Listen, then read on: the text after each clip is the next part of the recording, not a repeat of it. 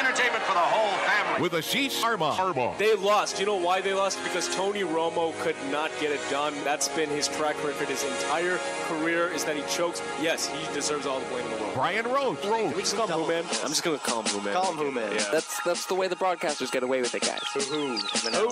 We would just be idiots saying nonsense. David Pollard. Louis Erickson's got to keep his head up there. That's Hockey 101. You learn that in mites. Keep your head up or you're going to get decked. Okay. All right. Good talk, Coach. Thanks. And Mark Lozelle. And he ain't pulled a trade to get draft picks. For what reason? To use them. To use them. Do you use them in trades or do you use them as draft picks? Well, you can both. You can use it, but both. Only on ESPN New Hampshire. Give me baseball and hockey, crab cake and football. How do you like them, man? ESPN New Hampshire, 900 AM Nashua. Sorry, Dave. Finish your thought. What were you saying? I forget. And 1250 AM Manchester. This is awesome. No. That doesn't work. No, don't ruin it. No. And ESPNNewHampshire.com. Game on! Game on!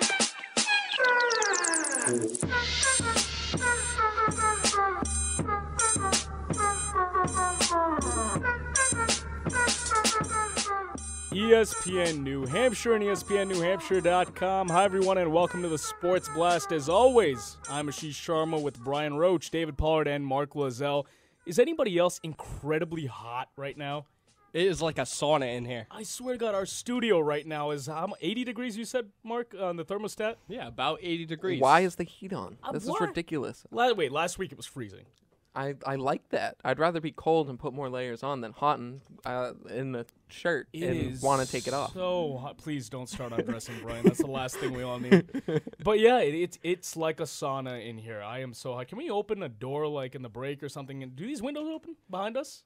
I don't think this window opens. No, I don't think that window opens. No, I just looked behind me. That window definitely does not open. But well, hopefully this show kind of gets us through it and gets our minds off the intense heat that we are experiencing in our studio right now. We have a great show planned for you guys today. We got a full hour of Patriots talk in the first hour here, 11 o'clock hour. We have Paul Perillo from Patriots Football Weekly coming on with us at, I believe, 11:40. He'll be coming on with us. About then, yeah. Yeah, and then some Bruin stuff. That's BS. 5 questions. A good show. And, hey, this week we didn't get backed into by a big pickup truck, so far a good start to the show. I remember on the way up here, I was actually joking with Mark that I almost went up to the guy and for those of you who missed what happened last week, we actually got T-boned at the Dunkin' Donuts parking lot right here on Main Street in Nashua, and I almost went up to the guy and I was like, hey, buddy, you're lucky I have a show to host, or we'd have a problem right now, but I'm in a hurry and I got to go host the Sports Blast. I love to chat, but I got a show to host. I wonder if he was listening to us in his car. Oh, my God, those are the guys I hit? It very well could have been. I would hope he would recognize the story. Yeah. Definitely. Exactly. And, yeah, it was a very interesting set of circumstances last week. Luckily, we reached here unscathed today, except my hubcap randomly almost fell off on my car on the way up. That was You weird. think? Car I problems all around. believe that's what the problem was. I was hearing a rattling sound coming from the back right side of my car, and I was like, that really does not sound good. Automobiles are a troubling thing these days. Mm-hmm. Technology in general. Absolutely. Yeah, they can't even keep a plane on the radar these days. Oh, what a sad story that is. Seriously. I heard about that last night. Just truly tragic. I hope they do find that plane that went missing out of Malaysia.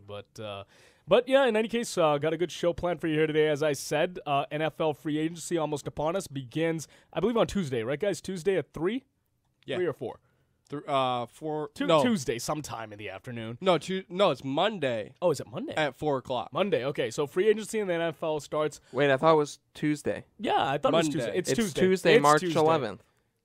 Tuesday is March 11th. You know what? We'll find out. We'll find out in the break and we'll let you know. No, hold on. But yeah, Brian, look it up. But the tampering, the legal tampering period in the NFL is officially, well, not officially underway. It's going to be underway within like an hour. Yeah, noontime. Yeah, I believe right at noon it starts. And yeah, free agents on teams are free to talk to other teams. So it'll be interesting to see what happens. Officially begins Tuesday, March Tuesday. 11th at 4 p.m. There we go. Okay, Nice. Tuesday at 4 p.m. is when NFL free agency officially begins.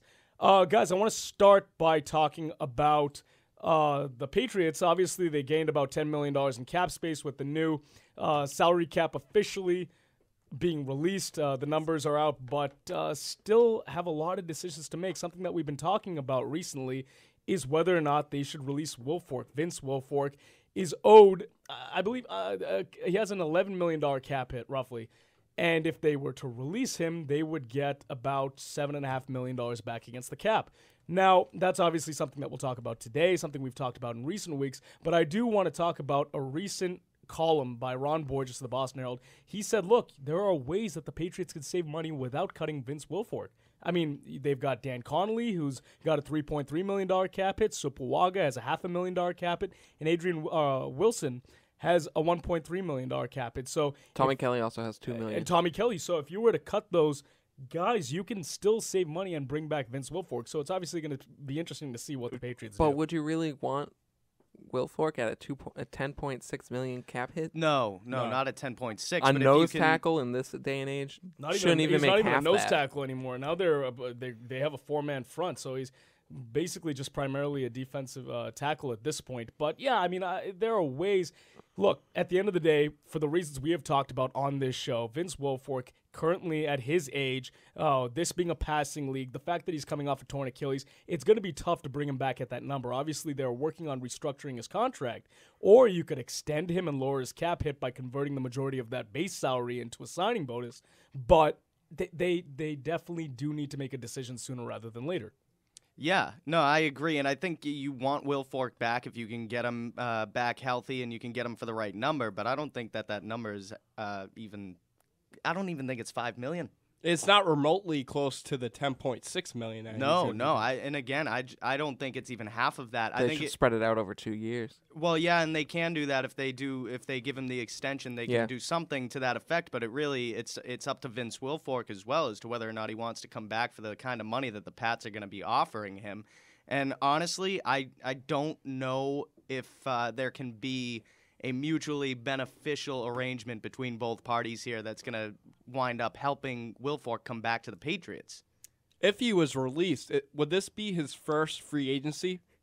No, he's been a free agent before, Vince Wilfork. I don't know. I'd have to double check that. We have a lot of stuff we have to double check in the break, but I don't know if Vince Wilfork has been a free agent before. But see, I think he gets extensions before his salary goes up. Yeah, it's quite I would possible. imagine. I know that the last time he signed a contract was, 4 seasons ago? There's 1 year left on his 5-year contract. I remember the last time Vince Wilfork signed an extension, it was basically between him. Go ahead, His Brian. first year was 2004. Okay. So, I mean, he's played with the Patriots his whole career. Yeah, right. Yeah, he's not. Yeah, exactly. So He's been with the Patriots. I don't his whole think he's career. ever been a free agent. Well, I mean, he hasn't been a free agent and signed elsewhere, but I don't know if he's hit free agency. Right, Has he hit that's the open market? I don't believe so. I think they've locked him up every time before that.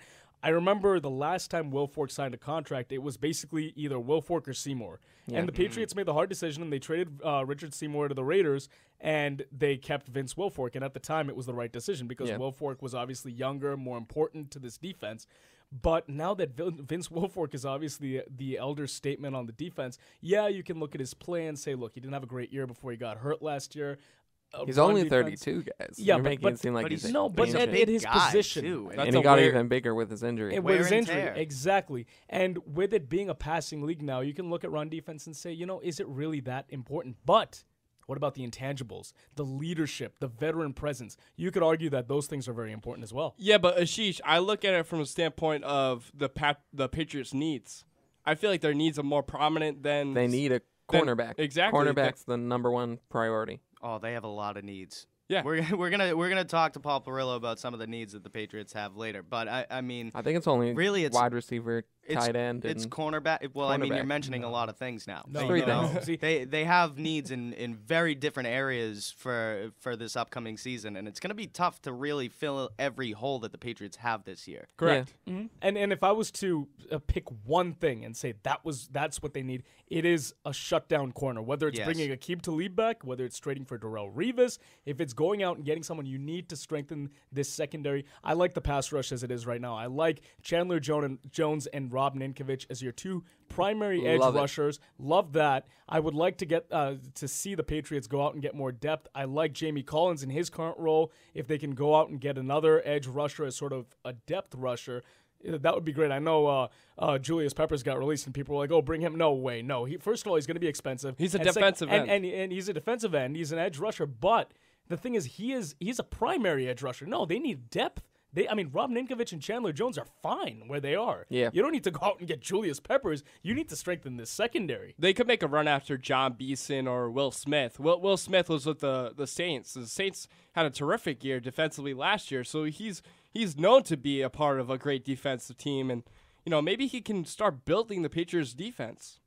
Yeah, it'll be interesting, I think, to see what they do. And obviously, Darrelle Revis would be the guy you would love to bring in here. It's sort of a pipe dream, though. I mean, he's set to make $16 million this year with a $13 million base salary. I don't know if he obviously wouldn't be getting that sort of money if he came to New England. So they've got some work they could do there. He's still under contract for a long time with Tampa Bay. So he's if the top, right, he's the top cornerback in the league. Yeah, well, right now I would make the argument that Richard Sherman is the top cornerback in the league today. Sure, yeah, you can definitely make the argument. Richard Sherman's only been in the in the league for like 2 seasons, and not to mention 3. he's on a great defensive team. No. But here's the thing, Brian. But Darrelle Revis, how many years has he been in the league? 6 or so. But exactly, Brian, and he's been the dominant corner. Yeah, but you're misinterpreting my argument. I'm saying right now, today, the best cornerback in the game right now is Richard Sherman. Well, I think that's because of the interior. You're talking defense. of the last 10 years. Honestly, when Aqib Talib is healthy, I think Aqib Talib is better than Darrelle Revis. That's just my argument. Whoa. No way, man. I totally agree with him. Because you see him at the beginning of the year when he was healthy. Does Talib have shut down every single guy. Does Talib have an island named after him? I don't think so. Yeah, but that was overblown in New York. Are you telling me that just because Revis Island was New York? No way. Steve Smith couldn't handle Revis Island. They got that out of Staten Island. That's how they got Revis Island out of that. No, I see. I think that Revis is a little more versatile than Aqib Talib. We saw him go up against we saw Aqib Talib go up. Before Aqib Talib got hurt last year. He was the best corner in the league. I agree with that statement, but that doesn't mean that he shut down everyone. Did you see him shut down Julio Jones? But he struggles against. No, Sherman didn't do good his first 6 games. But you see Talib struggle against smaller, quicker receivers. We know this. So I mean, if Revis is going to be the more versatile of the two, then obviously he's an upgrade from Aqib Talib. I'm thinking Revis is an upgrade. That's how I look at it. Who has more impact on the defensive side with their respective teams? I think Aqib Talib is more prominent. Well, that's because they don't have any other quarterbacks. Exactly. I think that the Patriots depend on him as a cornerback. And as far as Revis is concerned, I mean, he was on the Bucs last year, and they didn't do anything.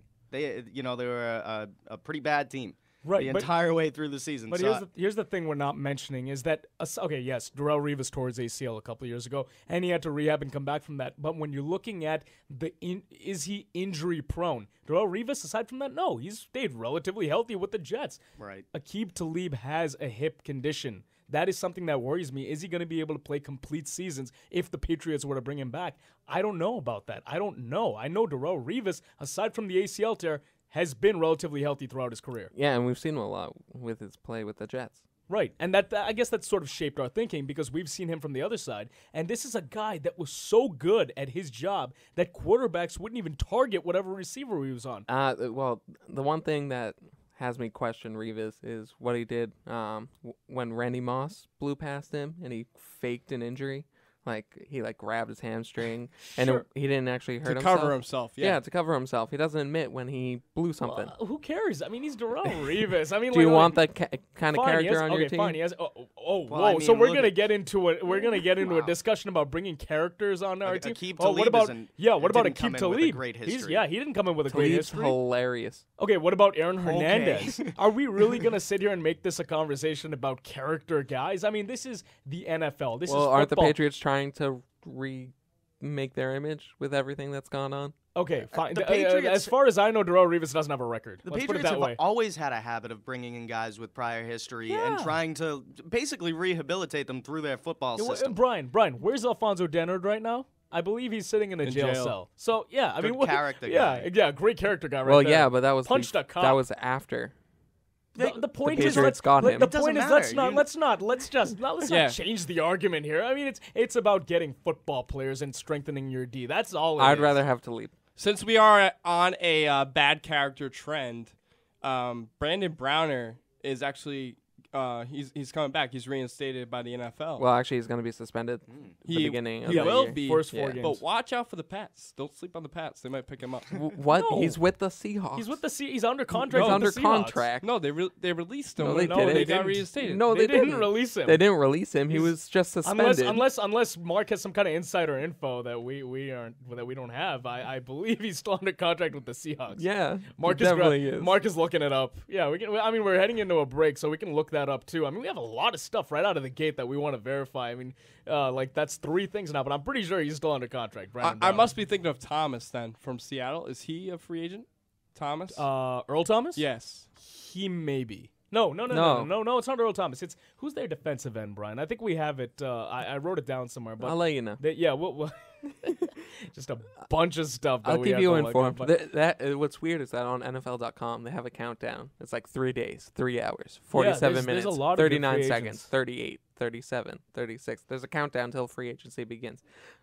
Yeah, there's a 'cause lot of free you need a agency. countdown for free agent stuff. everything nowadays because we can't. Just People wait. get countdowns on their phones. It's like birthday 5 years from now. Yeah, Guys, that is a ridiculous. You're thing. wrong. You're wrong. Brandon Browner was reinstated by the NFL. He will hit free agency. Wow. Bam. Shut down by Mark. This is why I didn't say anything during that Yeah, argument. they just ducked out of the whole I was conversation, not but- sure who was right. Who was the source for that? Fox Sports. Really? It's Brian's like sitting in his absolutely chair. a viable source. Come on, let's Fox. be real. All right. Yeah, that would be an interesting move by the Pats. Let's say that. All right, guys. Up against our first break. We'll be coming back with more of this right after this break.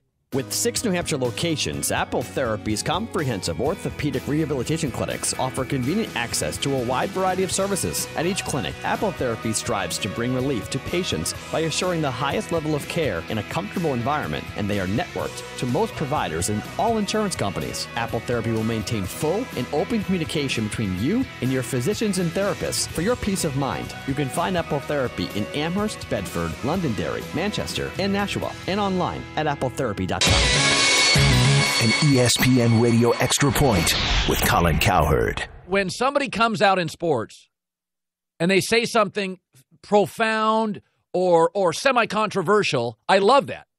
I try never to criticize them because I get shows out of that. And we should want our athletes and our coaches and our GMs and our commissioners to say really honest things, authentic things. But every time they do, about 24 hours later, they got to back up because it goes public. Back up. Well, I didn't mean what I said. You took it out of context. The other day, Brian Colangelo, the Toronto Raptors, basically acknowledged during some interview, we were tanking. Then he came out a day later after it made sports radio. Well, it was taken out of context. Brian, stop. We're defending you. It's okay. We're all grown-ups here.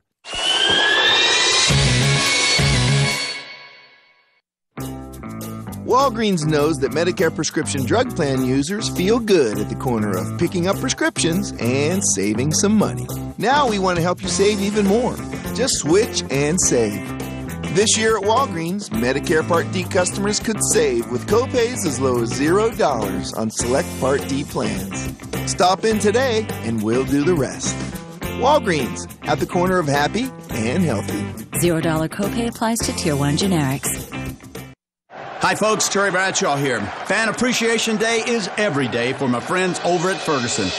With Ferguson's Pro Plus, not only do you get discounts on services that help you manage and promote your company, but you can score points for cool stuff like sports gear, gadgets, trips, and more. Best of all, it's free to enroll, and you get 1,500 points for just signing up. Visit Ferguson.com and get in the game. When completions count, connect with Ferguson. For a limited time, score double points on all American Standard products. Check out Ferguson.com/Pro Plus.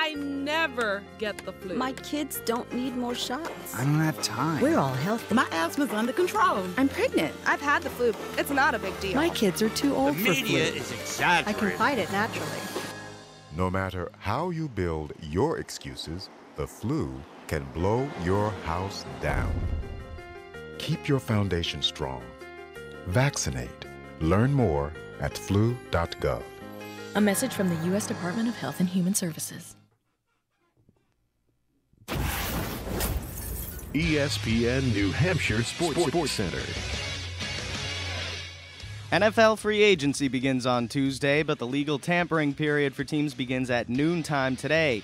The Bruins will take on the Tampa Bay Lightning tonight. The Bruins have won all 3 meetings with the Lightning this season. They've outscored them 11-1 over those 3 games. Puck drop tonight at 7 o'clock. The Boston Red Sox beat the Atlanta Braves 4-1 yesterday. The Sox are 2-5 thus far in spring training.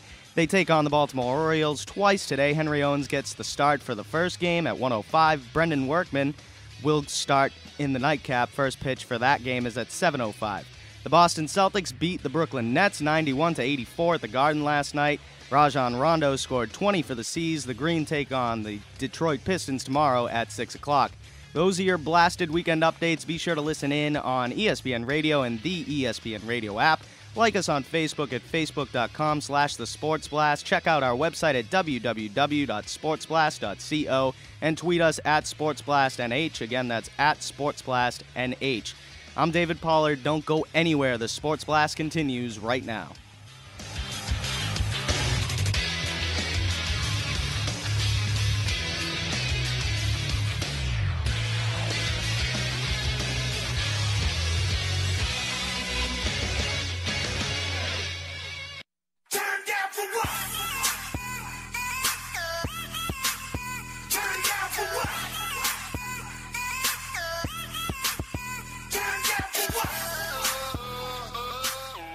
All right, back here on the Sports Blast, ESPN New Hampshire and ESPNNewHampshire.com. Your call number is 603-883-9900. You can also text at 50352. So Brandon Browner is, in fact, a free agent. Brian and I screwed that one up. Wait, was he a free agent or was he released by the Seahawks? He's a free agent. He was a free agent. He was reinstated as a free agent. Okay, so he was suspended, and I guess, yeah, he's a free agent. So in terms of defensive backs, notable defensive backs who are entering free agency, we have Champ Bailey, Brandon Browner, Cortland Finnegan, and heading into the break, we were talking about Aqib Talib. Yeah, you can't forget about him. He's a free agent. Yeah. So in terms of, outside of Aqib Talib, the 3 that I mentioned prior, who would you bring in? I mean, I like Cortland Finnegan's physical style of play. Champ Bailey is just so old. I'd pass on Champ Bailey. Stay honestly. away from Bailey. So yeah, it really comes down to Browner, I feel like Talib, and if I was Finnegan. the Patriots, like going after old guys is like a thing.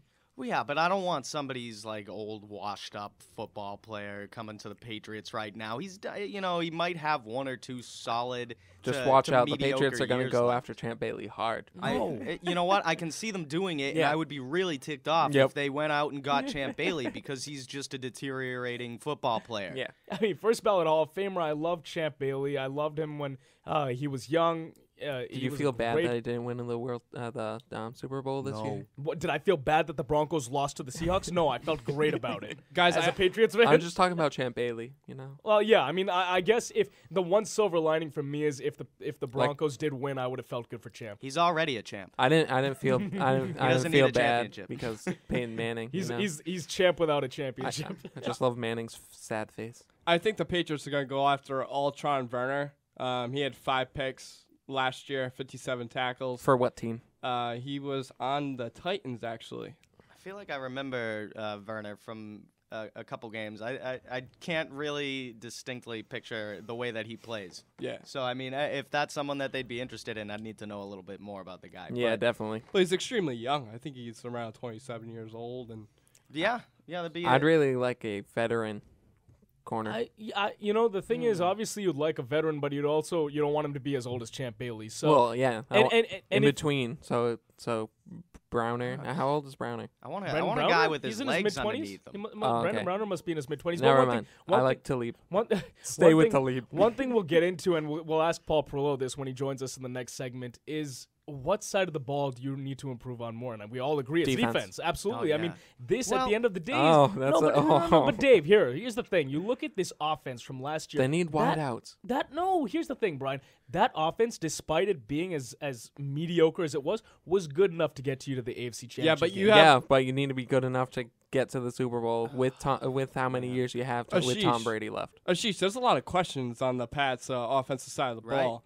Tight end, Rob Gronkowski. The wide receiving position, you don't know with Danny Amendola and Edelman, a free agent. They may not even be here. I'm just, I know, but I'm just saying that with Tom Brady as your quarterback, he will take mediocre talent and he will make it look better than it is. So, but it didn't make it look like amazing. I mean, essentially what we're looking at is you're going to be getting rid of at least one or the other, Julian Edelman or Danny Amendola. You're not going to keep both, and you're certainly not going to keep... They're both the same guy. Basically. Yeah, but you're not going to. What I'm saying is you can't keep both, and you also, throw Talib into that mix as well. You've got a lot of players that you're going to have to pay. I say too they much keep money. neither and find someone else. Well, that's the point. If you're going to keep neither, which is, I think, an option that the Patriots are looking at, you really do need to go out and get somebody for Tom Brady to throw to, because then you literally have nobody. I mean, the rookies did good last year, but yeah, they did fine. But Edelman was your number one receiver, Definitely. and without Edelman, which I think Edelman's gone. Honestly, I don't see him fitting. Yeah, into he wants his the team money. this year. He's made $3 million over the past 5 years. He'll get paid, and I think he'll earn it. Yeah, and he'll get it. And sure, they do need depth at wide receiver for sure. They'll get Rob Gronkowski back, hopefully by week 12 of next year or something like that. That's so. that's awful hopefully to think he, of. knock on wood. Hopefully he stays healthy for a playoff run. Yeah, because but if going he's back, healthy, they'll make it to the Super Bowl. Talking about the contracts of the Patriots don't like to budge, so they're gonna spend their big ticket, I guess you could say, on one person and one player only. It's kind of unfortunate when you look at the way Bill Belichick handles himself as a general manager. Sometimes I feel like he lets his ego come in the way, and he feels that he can just take anything and he can coach him up. And to an extent, he can. I mean, he's, in my opinion, the greatest head coach of all time. But you also have to be realistic in evaluating talent and what you can do with certain players and what certain limitations are for different guys, considering A, their talent level, and B, just their age. Right. And sometimes he kind of just falls under this impression of, I can just take this guy and I can get the most out of him. Sure, but is that enough? And they've gotten to 3 straight AFC championship games, so obviously he's doing something right, but he needs to strengthen certain areas. Get over that hump. And Right. get over It's that not hump enough. and get them into the big game, because they haven't been there since 2011, and they haven't won since the 04-05 season.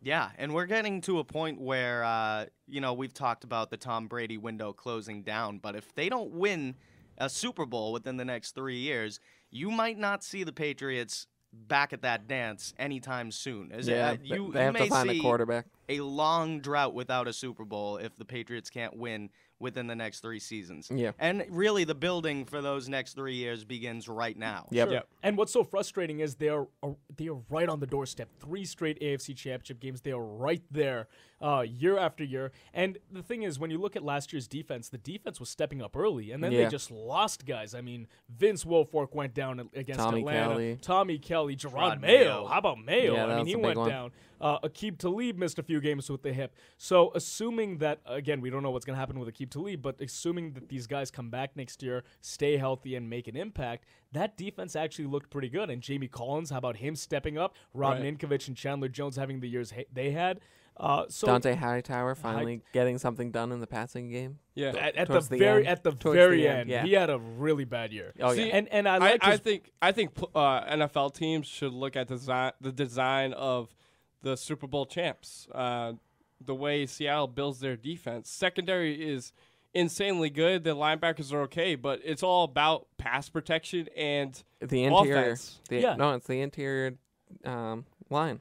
Like, they force bad throws that make it very easy for the secondary. Well, I mean, their secondary is that defense far and is away. Yeah. Well, I know, but like the interior defense helps their secondary. Sure, and vice versa. Oh, of course, Well, absolutely. And I think at the end of the day, Like Bruce defense, Irvin, he's a beast. I think at the end of the day, defense still wins you championships. We saw that in the Super Bowl, and the Seahawks are very well balanced in the sense that they have their star running back in Marshawn Lynch. They have a great young quarterback in Russell Wilson, who is still more of a game manager than a gunslinger by any means. They have a fantastic defense. So that to me They have Percy Harvin. is and they've got great receivers. Obviously, Percy Harvin had Return man. Yeah, he had a little bit of trouble staying healthy last year. It's because the of the concussions. ideal. It's the ideal model. It's the ideal model, and they've got great young receivers. Not all pros like Jermaine Kearse and Doug Baldwin are great young receivers. Yeah. But they're not like a Calvin Johnson or a Josh Gordon. But they are a very well balanced team, and those are the teams that win Super Bowls. Yeah, I don't think Golden Tate's back either. Just to talk about Seattle even more. Is Golden Tate a free agent? Yes, he is. So and Doug Baldwin actually was tagged with a second-round tender. Okay, so actually that's a good segue in what I want to get to next. It's sort of a roundup of notable free agents via Adam Schefter. I was watching NFL Live the other day. These are guys that actually are not yet free agents, but he did mention that Dallas is considering cutting DeMarcus Ware because of his cap hit. Right. Miles Austin, who really I had would two. love Miles Austin. No, see, here's the thing. Go back and look at Miles Austin's stats. He had 2 great years, and then he's basically fallen off. Actually, the he's last not a big guy, right? He's kind of a medium-sized guy, not big, not super small. He's like a Damian Amendola, a little taller, bigger, just a little taller. Ew. I wouldn't say bigger. Ew. He's really skinny. Just ew. Ew? Want. What are you, a teenage girl? Ew. I just want a tall, physical receiver that could just dominate down the field. And just to get back to what we were talking about in the opening segment, we were talking about other Seahawks free agents. Michael Bennett. I think that's who we were talking about.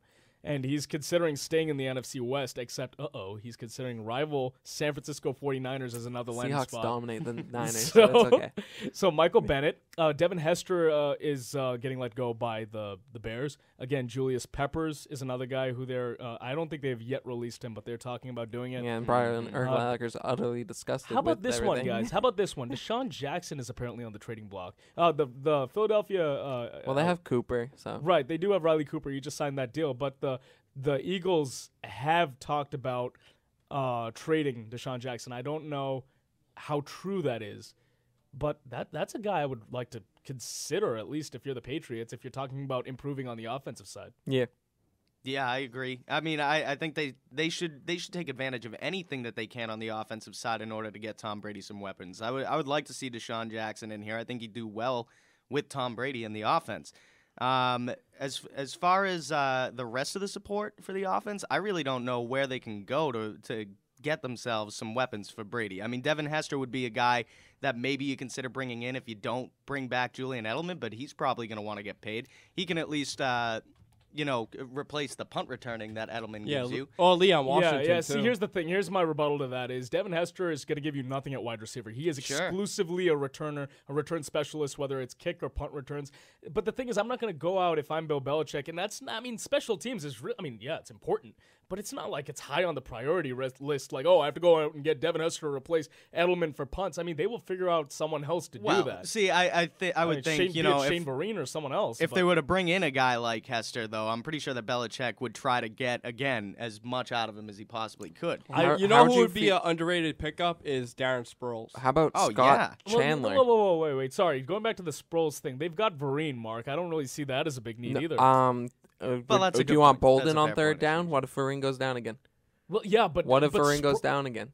Well, then you have to go out and get somebody, but you don't bring in Sproles as a depth third down guy, and you don't make. Why not? Vereen is Sproles won't be expensive because of how badly he did last season. Yeah, but he's gonna. In my opinion, he could bounce back. We've all seen what Darren Sproles can do. Yeah, but I want to get back to the Devin Hester. I say Scott Chandler. Tight end. I love Scott Chandler. I've seen him with the Bills for a long time. But going back to the Devin Hester thing, look, in terms of kick returns, I'm perfectly happy with having, Josh Boyce, or if they bring back LeGarrette Blount, or even Devin McCourty back there with Matthew Slater on kick returns.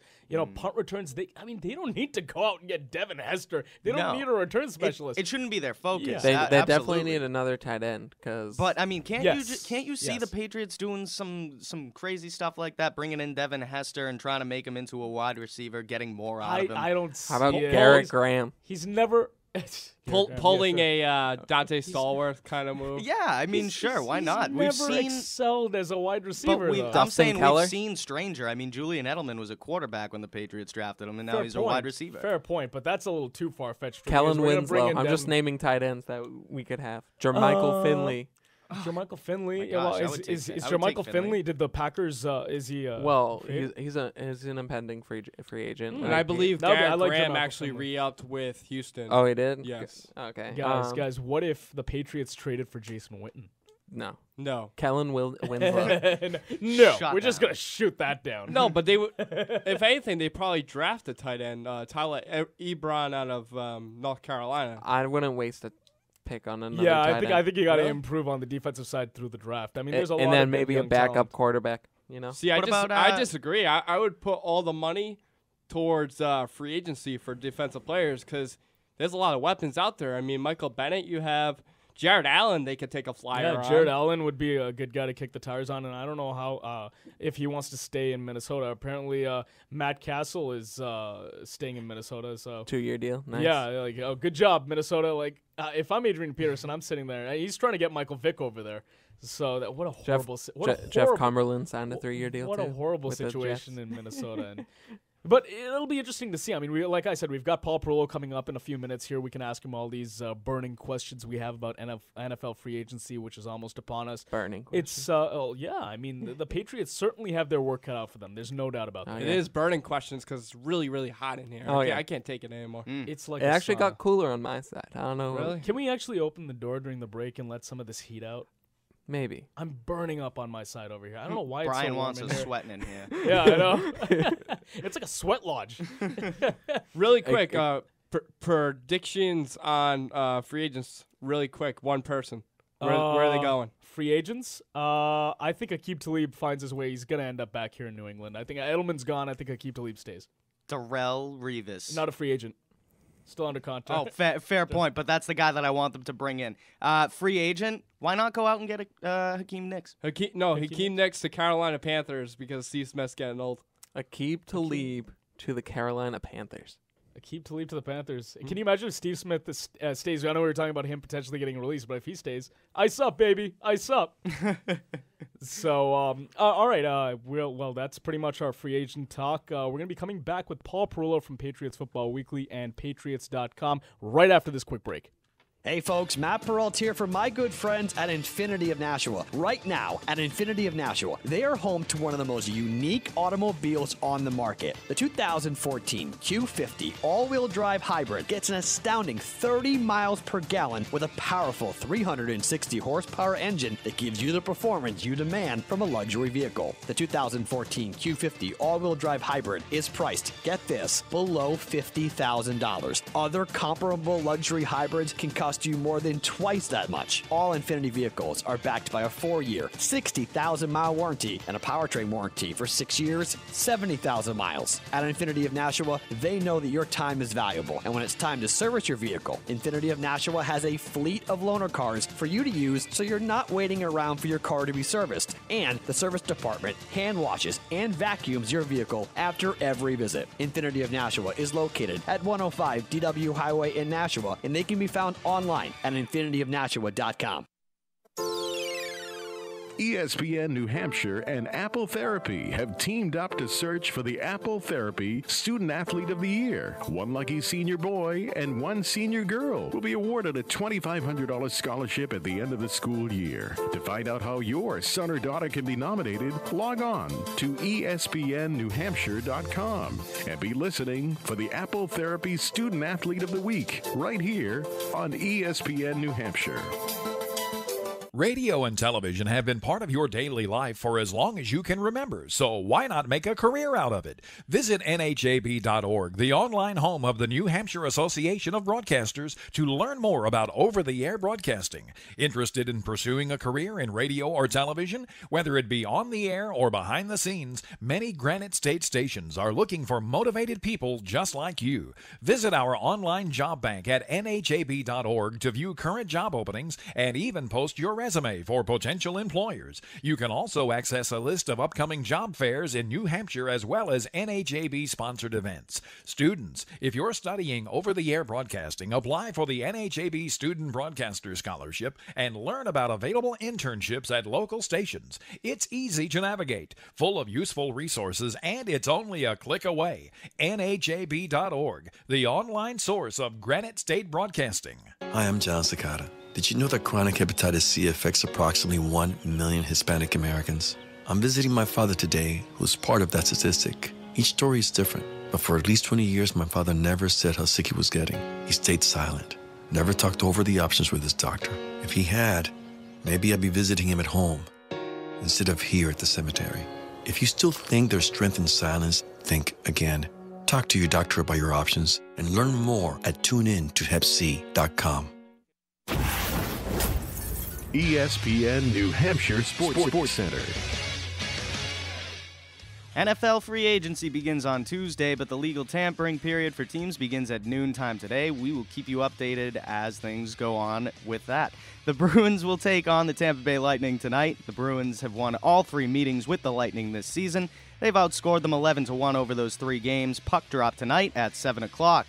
The Boston Red Sox beat the Atlanta Braves 4-1 yesterday. The Sox are 2-5 thus far in spring training. They take on the Baltimore Orioles twice today. Henry Owens gets the start for the first game at 1:05. Brandon Workman will get the start in the nightcap. First pitch for that game is at 7:05. The Boston Celtics beat the Brooklyn Nets 91-84 at the Garden last night. Rajon Rondo scored 20 for the C's. The Green take on the Detroit Pistons tomorrow at 6 o'clock.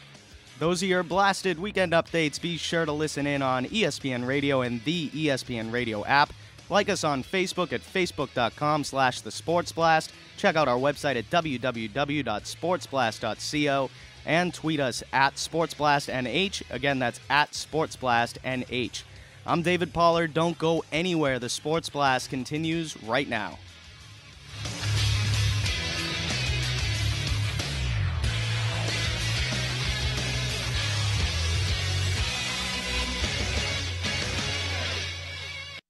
You're listening to the Sports Blast. Things going on in sports today that will make your brain fall out of your skull. Only on ESPN New Hampshire and ESPNNewHampshire.com. All right, back here on the Sports Blast, ESPN New Hampshire and ESPNNewHampshire.com. We have joining us now from Patriots.com and Patriots Football Weekly, Paul Perillo. Paul, how are you? I'm doing great. How are you? Doing great, Paul. Thanks so much for joining us. As always, a pleasure to have problem. you on. Paul, I want to start by asking you about the NFL free agency period, which is almost upon us, as well as the legal tampering period, which is about to start in about 20 minutes or so. Do you see the Patriots targeting any high-value free agents, or do you see them improving this offseason more through free agency, or rather through trades or the upcoming draft? Yeah, I mean, I think it's always sort of, probably safest to believe that the Patriots will be, I don't want to say bit players in free agency. I think they will wade into the waters, but I'm not sure that they will make moves that necessarily will garner huge headlines. Now, last year, they did. First day of free agency, they went out and spent $31 million on Danny Amendola. Mm-hmm. So I would say that was a high-profile free agency signing, and I think that has been more of the exception rather than the rule. I would expect the Patriots to continue to look for players who they feel like have some versatility and have some potential to fit into their system. Not always the high. I never expect them to set the market at a position and get the number one guy that's available out there. I think those are very few and far between, but I do expect them to be active in free agency because I think they have some holes to fill. Were you surprised the Patriots did not use the franchise tag, and do you think there is a long-term deal with either Talib or Edelman in the works? Yeah, I was not surprised that they didn't use the tag just because it was, I think, so far above the worth of both players. Really, it wasn't really a consideration at all for Edelman. He was not a candidate for a tag. Talib was the only guy I thought that was even under consideration. Yeah. And I just think it was too much. You're talking about getting toward $12 million. Most people feel like, somewhere between $7 and $8 million is where you're going to get, average annual value for a guy like Talib. Mm-hmm. With the injury situation, I'm not sure he's going to be able to get as much as he thinks. But I'm not sure he's going to come back to the Patriots because I feel, that Brent Grimes contract is probably right in the ballpark of what he's looking for. And I think that he rightly could ask for more. I think he's a better player than Brent Grimes. And I'm not sure the Patriots are going to be willing to make that kind of a commitment for a guy who, quite frankly, is dealing with, I think, a chronic hip problem at this point and someone that they're not really sure about moving forward. But in terms of the franchise tag, I didn't think it made a lot of sense to them. I thought it would really hurt their bargaining power to get a long-term deal done when that player knows he has that, I think it was $11.8 million for Talib. When he has that in hand, I think that really lessens the urgency for him to do a deal because he knows he has that huge payday, and then he could be a free agent again. Yeah. So there's been a rumor floating around that the Patriots are interested in trading for Darrelle Revis. Is there any truth to this rumor? Yeah, this is a funny one, and we really got into this big, on our show on Patriots.com, PFW in Progress, during the course of the week, and Not exactly sure where this started. It's something that Andy Hart and I have thrown out there for months, and we're not sure if our idiocy on the radio, just sort of throwing stuff around, is sort of stuck. But you're right. It's now become a very hot topic. We used it as our debate of the week this week on Patriots.com. I don't think there's any validity to it. I don't see why Tampa Bay would want to make this move. I think Tampa Bay is looking at themselves. Last year, they made some moves. They didn't expect to have a 4-12 season last year. Tampa Bay expected to be competitive in the NFC South, and it just all fell apart, I think, with poor coaching. And Greg Schiano, I think, did a terrible job with a reasonable amount of ability. Now, obviously, like some teams, they're searching for a quarterback, and they didn't have one. But there is some talent on that team, and I think getting rid of a guy like Revis at this point would be a step back for that franchise. So I'm not sure he's available, but if someone wanted to knock them over and give them a good deal, I could see it happening. I just don't see the Patriots doing that with. I could see them giving up a first-round pick for him. I can't see them giving up $16 million. And I know a lot of people are talking about how you can get the cap number down. That doesn't matter. It's the money. It's not the cap number. It's the money. That's a lot of money for one player. And his name is not Tom Brady. So I'm not sure that the Patriots would be willing to do that. Paul, what do you think is going to happen with Vince Wilfork here? It seems like he may be the odd man out in terms of money. I would think the Patriots would love having him back if they could reduce his cap hit in 2014. Do you think what happens with Wilfork is contingent on the team's actions in free agency and the draft, or is figuring out Wilfork's contract something the Pats are looking to get done sooner than later? Yeah, no, I think it's something they want to get done sooner. I think they'd like to head into even free agency, certainly the draft, with that question already answered. They don't want to have it dictate what they have to do in the next couple of months. I can say with certainty that he will not be back on the same contract. He's not going to play for the $7.5 million with the cap number up over $11 million. That's just not smart business. They're not going to do that. Right. The question would be, do you restructure him or do you let him go? Because he's not going to take a pay cut either. Sure. So my feeling would be that they will probably end up getting a restructure in place where maybe you add 2 years on the deal. You give him the $7 million or whatever the base. I think the base salary is somewhere in the neighborhood of $7.5 million. So you give him that up front. You're able to spread that out over the now 3 years because you tack 2 years on. It's sort of like credit card debt. You sort of put it off, and sooner or later it comes due. But a lot of teams do it. The Patriots don't do a ton of that, but they have done it with some of their high-priced guys. They just did it with Tom Brady last year. I could see them doing that with a guy like Wilfork. It just depends how much he's willing to take in additional money for those extra years. But he's a proud guy. He's done everything that the Patriots have asked him to do. He's been a leader. He's been terrific on and off the field. He's not going to take a pay cut. If they don't want to extend him, then I think he'd rather be released and go out and make a new deal with somebody else. I don't expect that to happen, but those are the two possibilities, restructure and release. Yeah, so Paul, before we let you go, I want to ask you about Tom Brady. There's been a lot of chatter regarding his remaining mileage.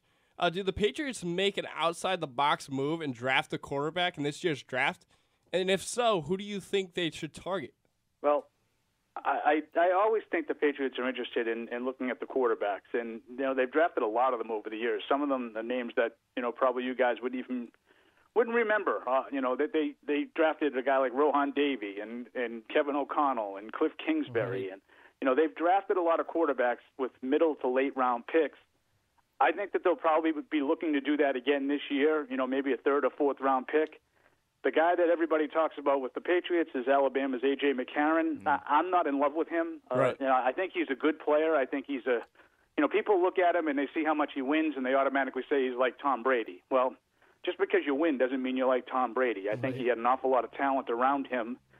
And quite frankly, I think most competent Division I quarterbacks would have won a similar amount of games with that situation as McCarron did. I think he's a good player. I think he's a better quarterback than, say, his predecessor, Greg McElroy.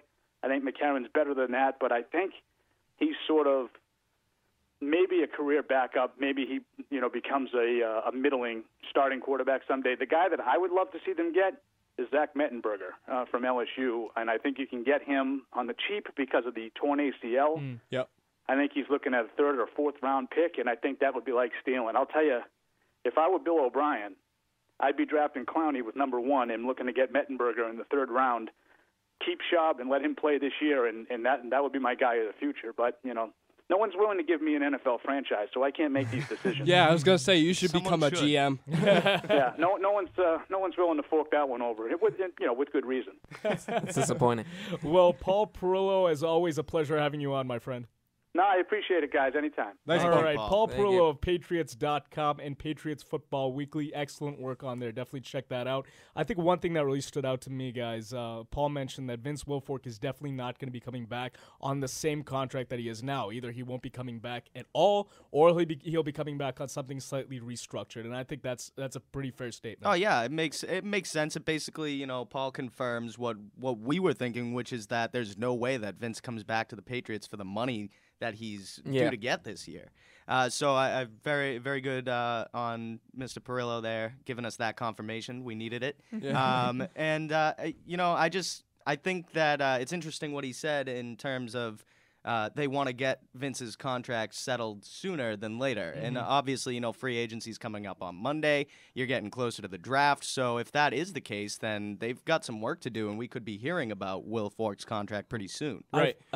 Go ahead, Mark. I'm sorry. Yeah, my thought on Wilfork's contract, if it was around $6 or $7 million remaining, I think they would, weigh in their options. But since it's so high of a value at $10.6 million, that's a lot of money to throw at an aging defensive tackle. Yes. Yeah, and I think Vince Wilfork is the first shoe to drop here for the Patriots, and I feel that'll sort of set off a domino effect of, okay, once we determine what happens with Vince Wilfork, we can go ahead and determine what else is going to happen with regards to the rest of the team. Right. Because you look at that enormous cap hit that he brings, and he's not a guy that you simply just cut and that's it. I mean, obviously, Bill Belichick has shown that he can be cold-blooded in a cold-blooded industry, but Vince Wilfork has meant so much to this franchise, and even though he's clearly on the decline now and his numbers have slightly diminished, he still means a lot. He is still the backbone of this defense. Yeah. So it's going to be something that, okay, once we determine what happens with number 75, we're going to see what happens with regards to the rest of the team and the rest of the defense. The Patriots have a tendency to budge, and I think with Vince Wilfork, they should. I think it should be a 2-year deal around $8 million. I wouldn't go higher than that. I disagree, Mark. I think the Patriots have a tendency not to budge. I mean, they usually put their foot on the ground, and they say, what? That's what I meant. Not to budge, but they stamp you out. Yeah, they're going to say, look, I don't. I mean, they did it with Ty Law. Right. They did it with Lawyer Malloy, Richard Seymour. Look, I love what you did for me over the years that you were here, but I'm sorry, we just cannot afford to keep going with you on this team for whatever reason, and that's just kind of been their motto. Yeah, I mean, my thought on it is, if they do restructure the contract for Wilfork, they can take some of the money from his existing contract, give it to him this year up front, and then they can move whatever money is remaining to next season. So as a signing bonus, right? And they can lower the hit for each season, definitely. But I mean, I kind of wonder as well. There's a lot of talk about Wilfork's play diminishing. We don't really know for a fact that Wilfork can't be the same guy that he was maybe a year ago. Obviously, the beginning of last year we saw him struggle, but he was also definitely nursing the injury that wound up ending his season. Definitely. So I kind of wonder if maybe there's an overreaction across the airwaves, everywhere really, with regards to his ability to go out there and play. He could come back in great shape. He might be 50 pounds lighter than he looked at the end of last season. Who knows? It's going to be really interesting to see how he plays if they do bring him back here this season. It's the Achilles heel, isn't it? Yeah. So David Ortiz came back from Achilles heel, and look at him. Yeah, he's been playing phenomenal. It's obviously a little different, but it's tough to compare a baseball player to a defensive tackle. It's the same injury. But it's the same injury, but different position, different sport. But it is going to be one of those things where we really don't know how Vince Wilfork is going to. We don't know how much, how well he's been progressing with his rehab as of at this point. Yeah. As of right now, all we can do is speculate and consider his age and consider the season he was having last year before the injury. We'll see before camps. But hopefully. If he's still in a Patriots uniform, that is. Yeah. So, anyways, that was our number one here on the Sports Blast. ESPN New Hampshire will be coming back with some Bruins talk. Don't go anywhere.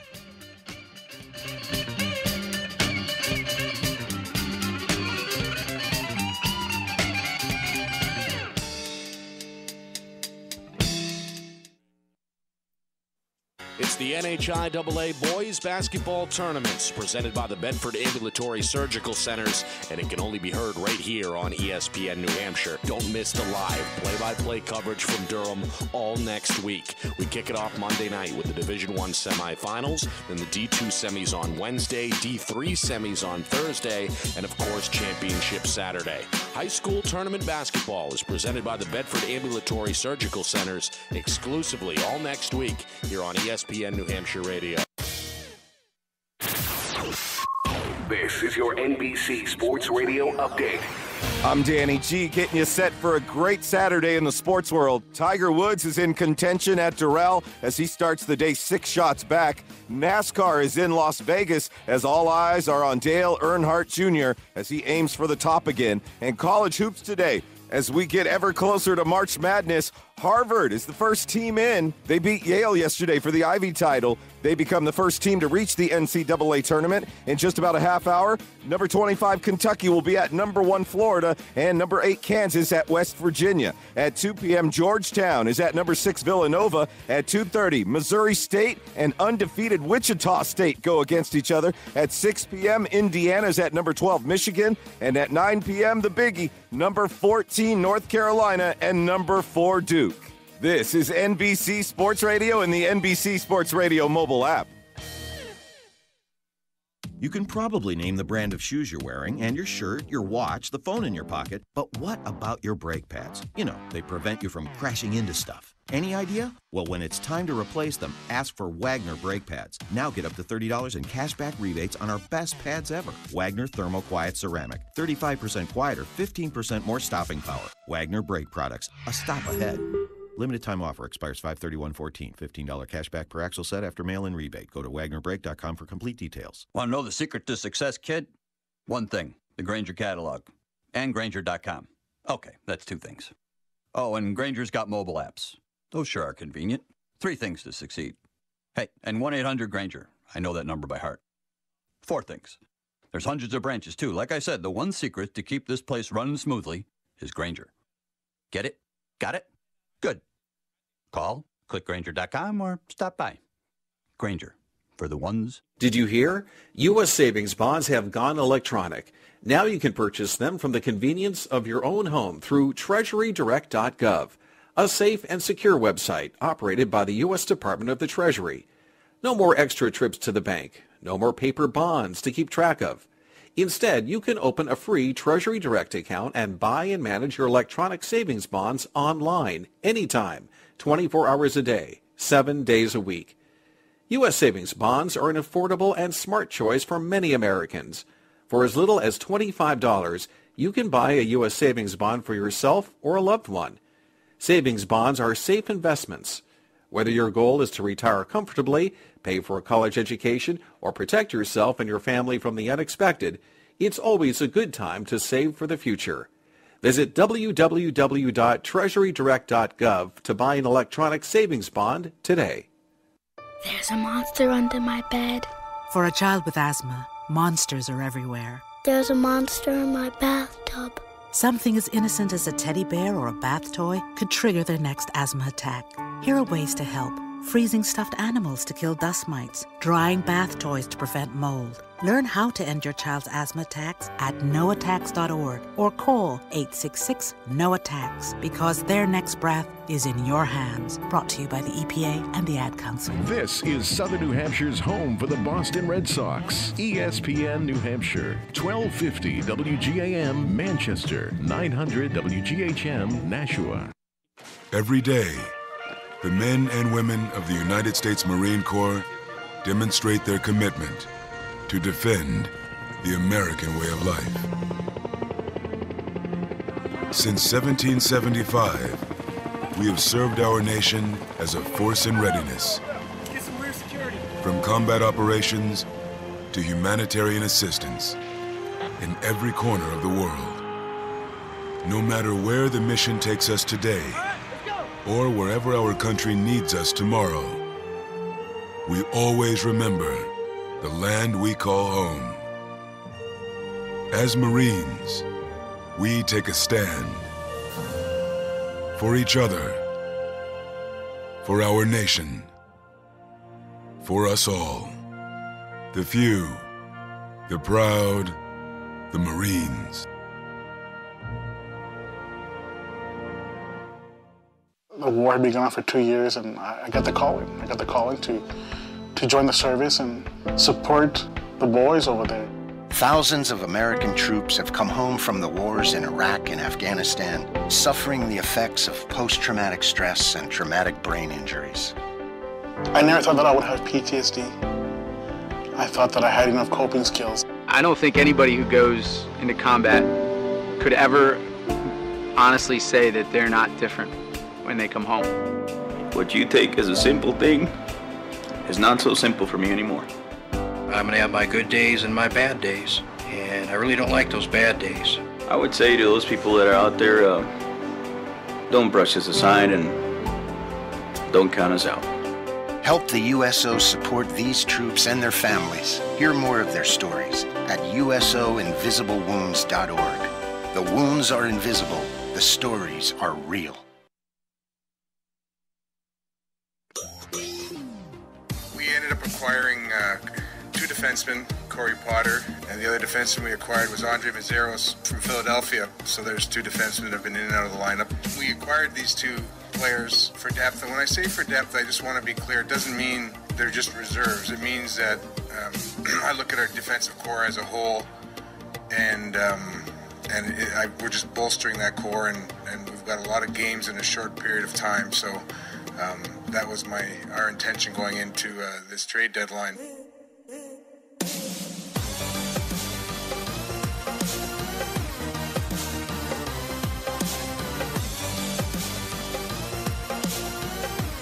Back here on the Sports Blast, ESPN New Hampshire and ESPNNewHampshire.com. Remember, we are also streaming online at ESPNNewHampshire.com. You can go up to. Did you just say screaming online? Streaming. Oh. Streaming online. We are screaming online. Well, we do scream on the air a lot. But yes, you can go and look us up on ESPNNewHampshire.com, up where it says Listen Live. Click on our beautiful faces.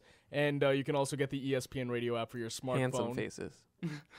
I'm beautiful. If you're ready, come and get it. Oh, you can also get the ESPN radio app for your iPhone or Android. Once again, special thanks to Paul Perillo. Always a pleasure having him join us on the show to talk some Patriots football. Switching gears here to some Bruins talk, guys. Somewhat of a breaking report, I guess you could say. The Bruins actually had a deal in place with the Canucks, according to Dave, for Alex Edler, but the Canucks waited and didn't fire off on the trade. They also had another one.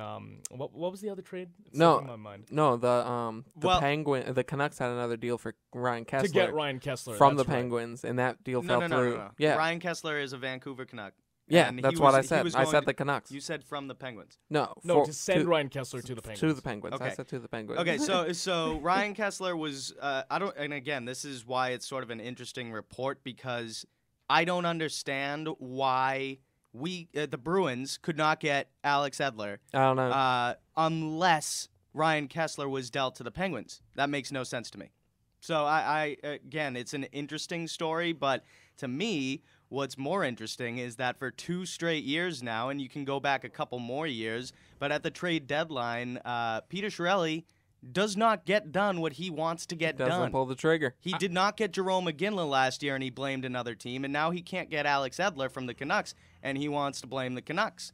So I kind of think he's passing the buck a little bit here. Yeah. I don't enjoy what Chiarelli has done at the deadline for the Bruins. I think the problem was Canucks wanted to trade Kessler to the Penguins, but that was for salary cap reasons, so that they could trade Edler to the Bruins, because what they were getting in return from the Penguins would be against their, would help their cap. Well, yeah, it would have helped their cap, but getting rid of Edler would have helped their cap as well. So those two players would both, if Vancouver had gotten rid of Kessler and Edler, they both would have significantly decreased the amount of money that Vancouver was spending. He's on what, negative 27 points, No, I mean, I don't know what his plus minus is. I don't know what his stats are. That's what 16 points. And he's due $5 million.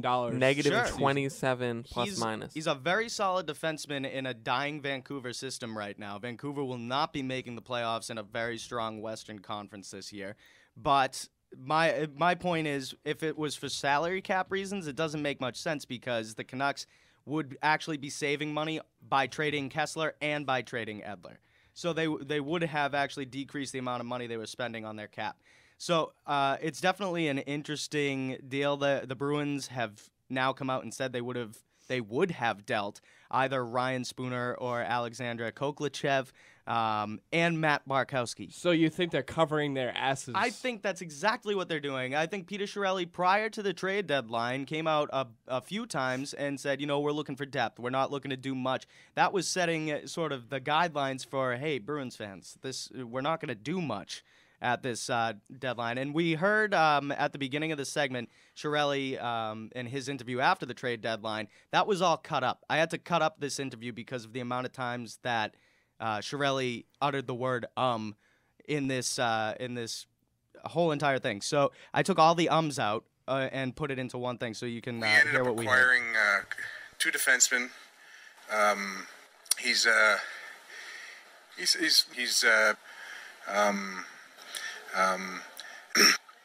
and I'll get that theme out there for you guys. Players, that means that I look at our defensive core as a whole, and that was our intention going into this trade deadline, and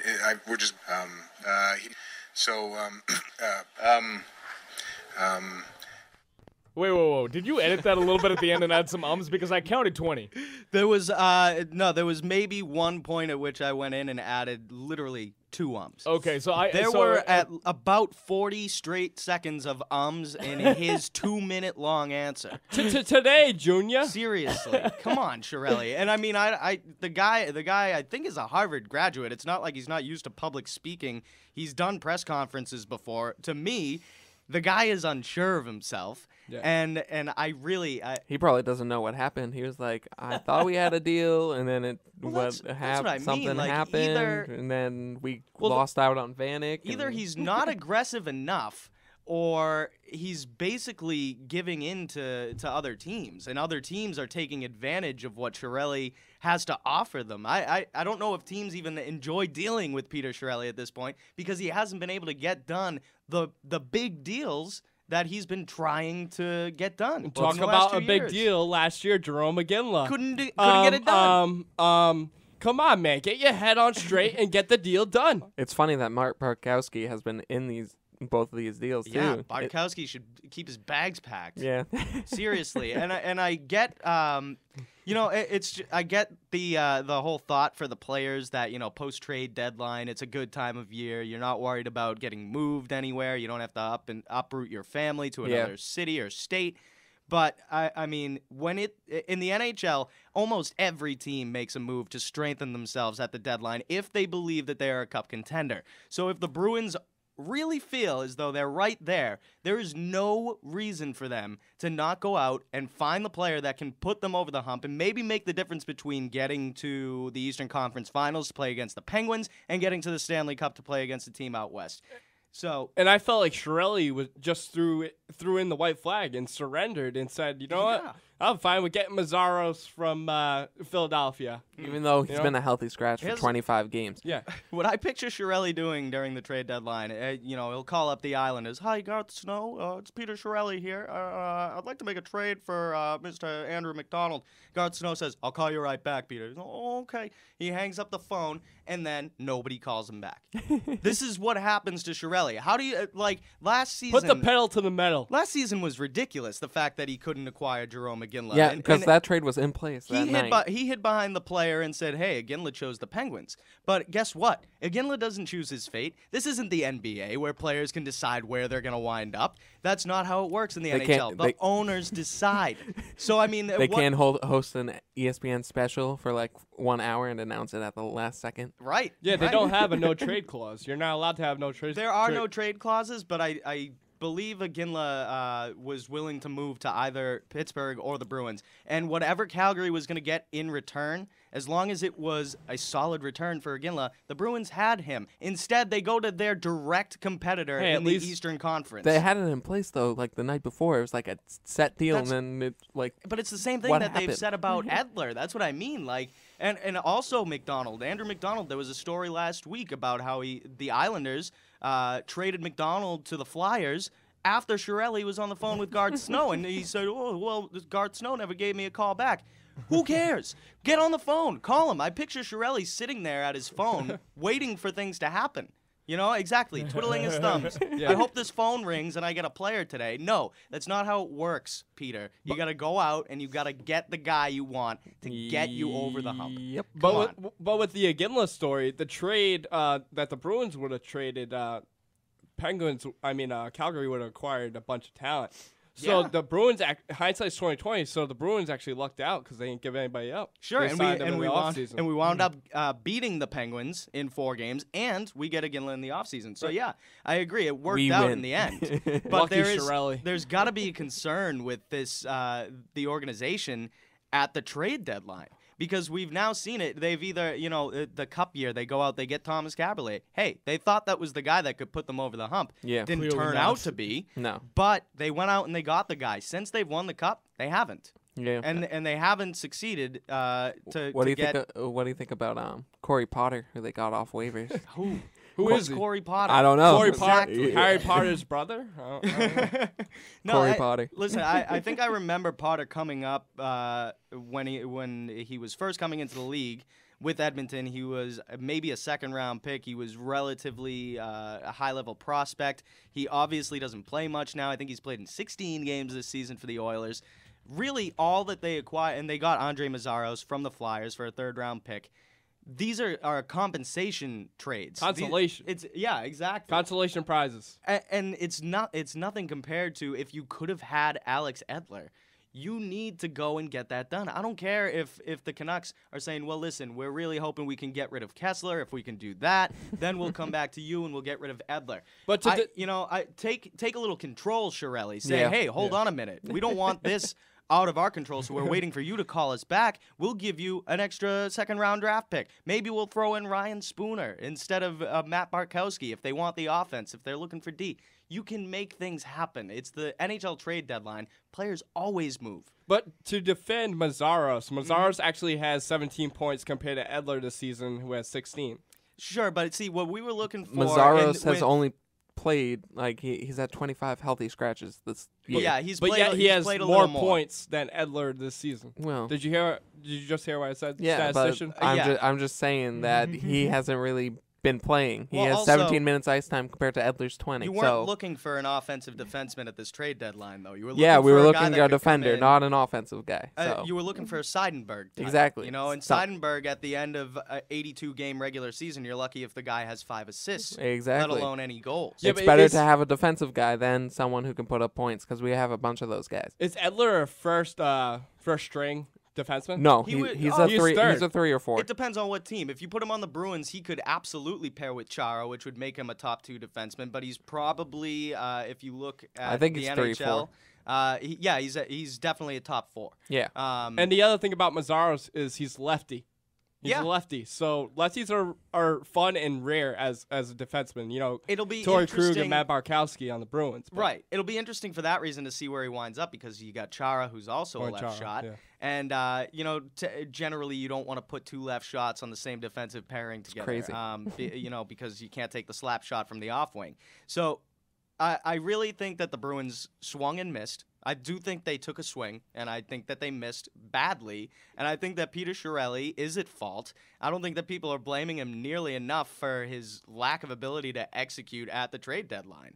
So I'm just disappointed with the Bruins. Bummer. Not that I don't think that they have a good enough team to make a cup run. It's just that you didn't help yourself, whereas every other team has helped themselves. Yep. Look at Montreal. They go out and they get a Bruins killer in Thomas Vanek.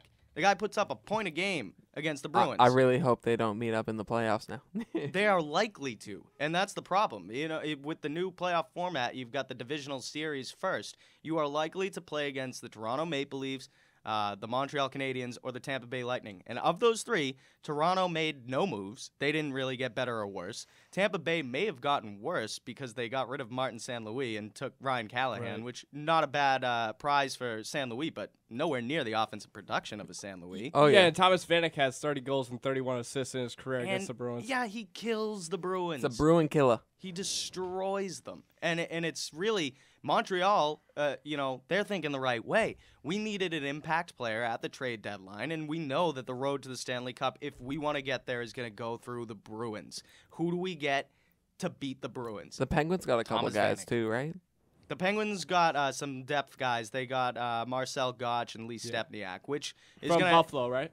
Yeah, I believe so. And that's going to help round out their third and fourth lines. Yeah. Absolutely. They didn't get much better. I mean, I'm not really scared of the Penguins. They haven't really scared me like previous years. Like last season, I would say they were the best team, and the Bruins just flat out stopped them with their defense. And then, I think they were hyped. When Seidenberg is supposed to be back? Seidenberg will be at back the end next of the year. Next year.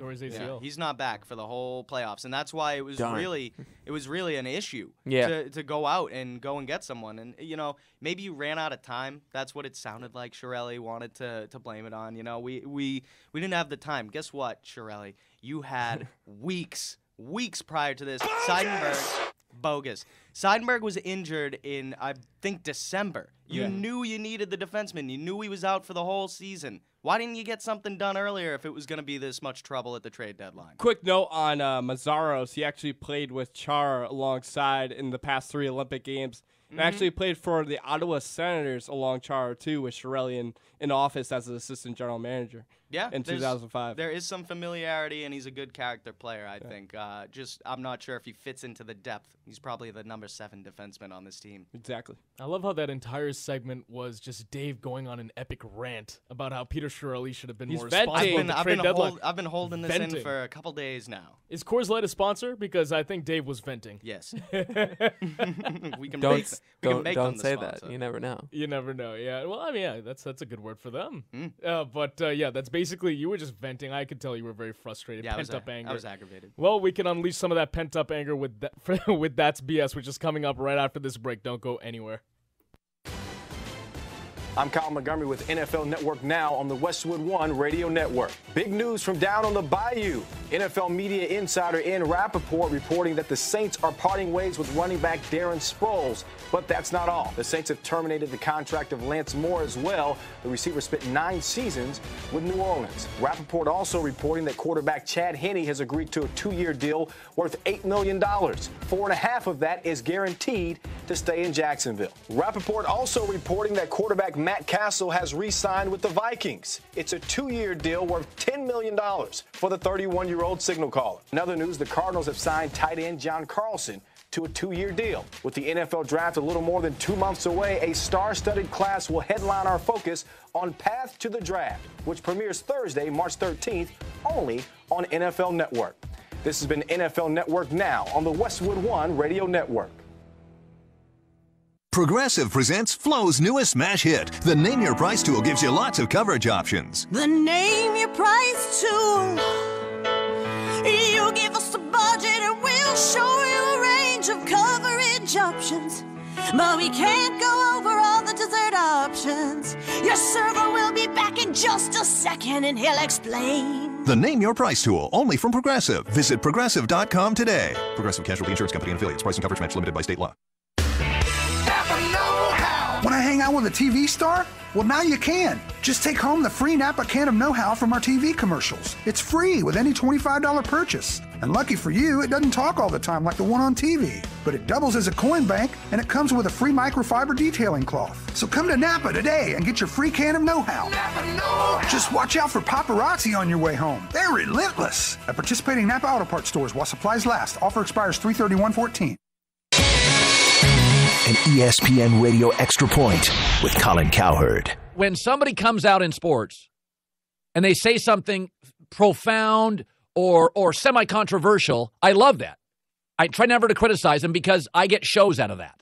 And we should want our athletes and our coaches and our GMs and our commissioners to say really honest things, authentic things. But every time they do, about 24 hours later, they got to back up because it goes public. Back up. Well, I didn't mean what I said. You took it out of context. The other day, Brian Colangelo, the Toronto Raptors, basically acknowledged during some interview, we were tanking. Then he came out a day later after it made sports radio. Well, it was taken out of context. Brian, stop. We're defending you. It's okay. We're all grown-ups here.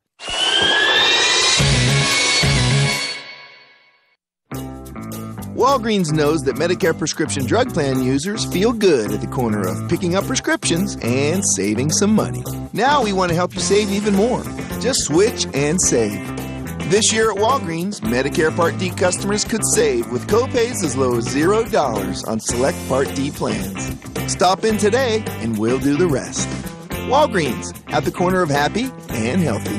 $0 copay applies to Tier 1 generics. Hi folks, Terry Bradshaw here. Fan Appreciation Day is every day for my friends over at Ferguson. With Ferguson's Pro Plus, not only do you get discounts on services that help you manage and promote your company, but you can score points for cool stuff like sports gear, gadgets, trips, and more. Best of all, it's free to enroll, and you get 1,500 points for just signing up. Visit Ferguson.com and get in the game. When completions count, connect with Ferguson. For a limited time, score double points on all American Standard products. Check out Ferguson.com/Pro Plus. ESPN New Hampshire Sports Center. NFL free agency begins on Tuesday, but the legal tampering period for teams began at noon time today. We will keep you updated as talks develop. The Bruins will take on the Tampa Bay Lightning tonight. The Bruins have won all 3 meetings with the Lightning this season. They've outscored them 11-1 over those 3 games. Puck drop is tonight at 7 o'clock. The Boston Red Sox beat the Atlanta Braves 4-1 yesterday. The Sox are 2-5 thus far in spring training. They take on the Baltimore Orioles twice today. Henry Owens gets the start for the first game at 1:05. Brandon Workman will start in the nightcap. First pitch for that game is at 7:05. The Boston Celtics beat the Brooklyn Nets 91-84 at the Garden last night. Rajon Rondo scored 20 for the C's. The Green take on the Detroit Pistons tomorrow at 6 o'clock. Those are your blasted weekend updates. Be sure to listen in on ESPN Radio and the ESPN Radio app. Like us on Facebook at facebook.com/thesportsblast. Check out our website at www.sportsblast.co and tweet us at SportsBlastNH. Again, that's at SportsBlastNH. I'm David Pollard. Don't go anywhere. The Sports Blast continues right now.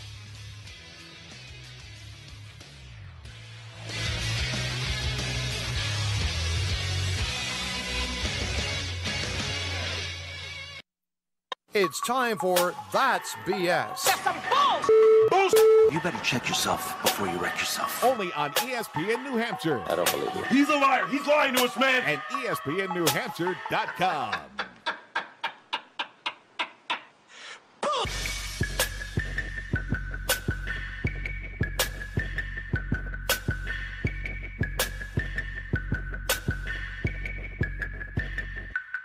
All right, back here on the Sports Blast, ESPN New Hampshire and ESPNNewHampshire.com. Remember, you can call us at 603-883-9900 and tweet us at SportsBlastNH. It is time now for That's BS. Got a good list as usual, starting with Ken Griffey Jr. I don't know if you guys saw this, but he was on SportsCenter earlier this week, and he had an awkward interview with Linda Cohn. Best at going into that home plate hard. You were one of the best at that. Before we let you go, Ken, we know you've been doing a ton of interviews for Upper Deck. We have a few Twitter questions for you. This from Derby at Home Run Derby. Which young outfielder do you see today most resembles your playing style? McCutchen. McCutchen, Andrew McCutchen. He's a good one. Here's another one. Who do you think is the best player in Major League Baseball right now? All-around best player. McCutchen. You guys buds?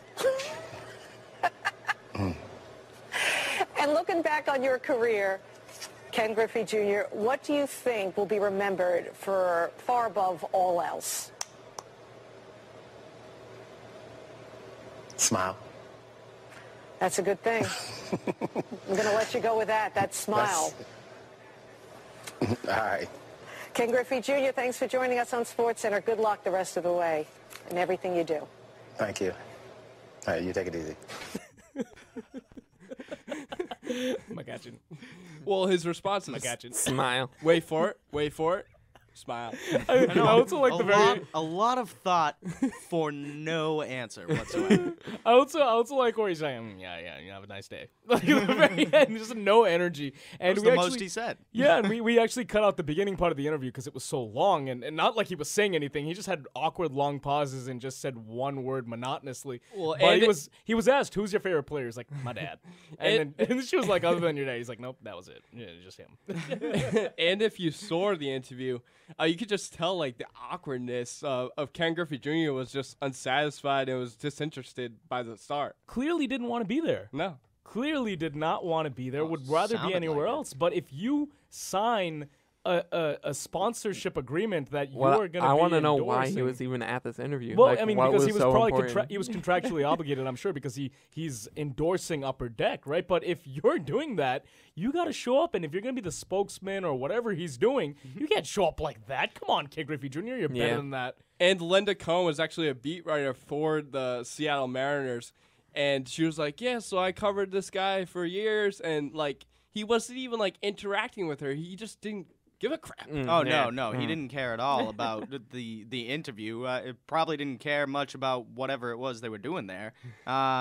So I mean, yeah, definitely BS on Ken doubt. Griffey Jr. on that one. You gotta say something when you're obligated to talk. I wasn't keeping track of the words that he said like I was with Peter Chiarelli on the ums, but I would put that I at maybe think he 10 said words. I think maybe like 7. Let's see. You could probably fill McCutcheon? all of the empty McCutcheon. space. Okay, here we go. We got McCutcheon, smile.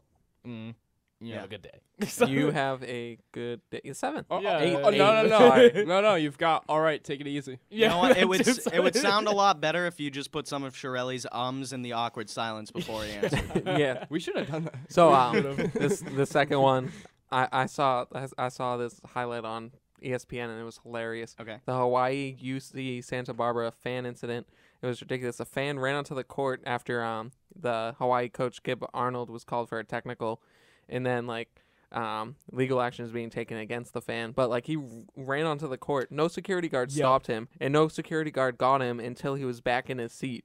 Yeah, if you go and watch the video of this online, it's actually quite disturbing how long it took security to get to this guy. He ran onto the court, as Brian was saying, as Gib Arnold was arguing and got a technical. He went up like 10, 20 rows. And he came right up to the coach, and he was shoved back by some of the Hawaii players, and it took a while for he was arrested eventually. It could have been no, it wasn't arrested. Yes, he was. Yeah. But that's what the report said, that he was arrested. Okay. Well, he was ejected first, and then he was arrested. And then he was later. arrested, and he might be expelled from UC Santa Barbara. I mean, look, here's the thing. We have talked a lot recently about fan-player interactions, be it Marcus Smart, be it that brawl that we talked about last week on That's BS.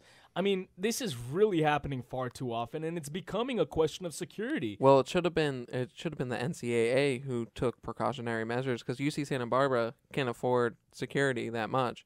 So the thing is, the NCAA should have gave them money to hire security. Well, security is a very important thing at sporting events. Well, the thing is, it's it was Division II, or it doesn't matter. Doesn't matter. It was Division I. What about the safety of the players and the coaches? What if you have look? Do we need it's another? It's only basketball is the only sport where there's no partitions guarding the fans from the court. Well, you have those security guards, right? That if you go to games, you see them. The guys that are but basically there weren't any they're at paid, that game. They are paid to basically stare directly into the crowd. Yeah, during even games. the sports management interns weren't in attendance either. So I mean, my point is do we need another Monica Seles type incident? The tennis star that got stabbed in the back. Do we need another incident like that for security to really tighten up? Well, I'm surprised. It's the 21st century, and we still don't have security like at every single game.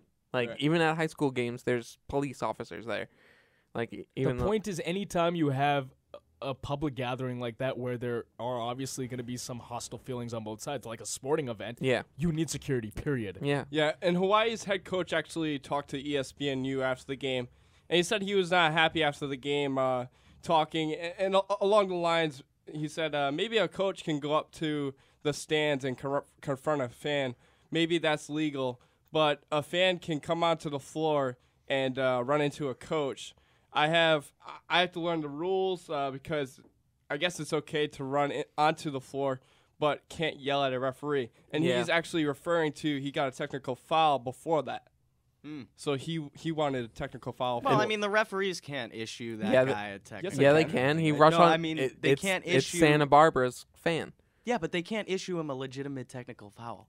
Yeah, but it goes on the bench of Santa Barbara. Yeah, it goes on the bench of Santa. I believe. I mean, I think there are certain things. You need to get educated in the rules of basketball. No. Here's the thing. I actually there's a lot in sports that when you see it for the first time, you kind of go to yourself, "Oh, that's possible." I remember one time. I believe this is in a minor league baseball game. I know Brian will probably remember this. The guy that plays the music actually played 3 blind mice when the umpire missed a call. Yeah and the umpire looked straight up at him up in the press box or wherever those guys sit. And he ejected him. So for the rest of the game, there was no music because the umpire missed like 3 or 4 calls. So they started playing 3 blind mice, and he got ejected. So like incidents like that, once you see it happen, you're like, oh, I wasn't even aware that could happen. They can eject anyone. Anyone can be ejected. It's not just players, coaches, managers. The umpire can even eject himself if he feels like he wants to. I would pay to see that. I would too. All right, we got to keep rolling here on That's BS. Dave, why don't you bring in the next one? I know you like this story. Sure. I found this scrolling through some weird news the other day. Non-sports related. Yes, totally non-sports related. The title is Ninja Wanted for part-time job. No experience necessary. And some of the things that it says on this job listing is stuff like, the ninja will be given black clothing and a book of secrets to teach from. Okay, so this is actually like a ninjutsu class that you can go to and you can teach the art of being a ninja warrior.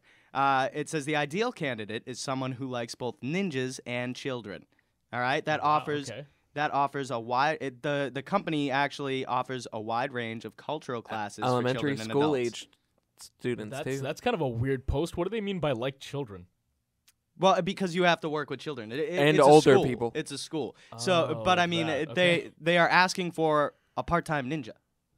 Brian, that's perfect for you. I know. You should apply. Only thing is, we won't have a producer if he gets it. But it's only 971 yen per day. Yeah, $9.71. How many US dollars? No, $9.71. Yeah, that's 1,000 yen per day. It's not like they're promoting. That's ridiculous. It's not like they're promoting ninja lessons. They're promoting a part-time ninja. Part-time ninja. I've always wanted to be a ninja. You know, if I don't make it in the world of sports media, I want to be a ninja. That's my background. You don't get paid anything. Here's probably the best guideline for it.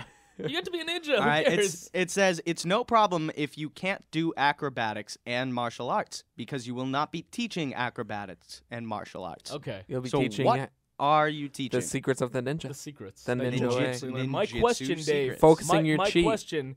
Are throwing stars included, or do you you don't use those because you don't teach them. They should be included. Nunchucks? But they are not. Nunchucks, I'm sure you would have with you. Throwing stars. I would think so. Well, no, it says none of that. It says you're doing literally no martial arts. That's martial arts. Yeah. It's more of the mental side of being a ninja, I think, that they're looking for. You know, it takes a certain kind of mind to actually be able to when you are succeed ready, as young a ninja. grasshopper. Please have more grab specifics. the stone from my hand. And also you have to like grab a fly with chopsticks and stuff like that. Mr. Miyagi type stuff. Yeah, wax on, wax off. Wax on, yeah, wax my off. joke. Beat to it. Part-time ninja for everyone listening. If you've ever wanted to be a ninja, you can now be a part-time ninja. Yep. There's one wanted in Japan. $9.71 per fly day. out to Japan and you can make a minimum wage job. They pay you just like $18 to fly there.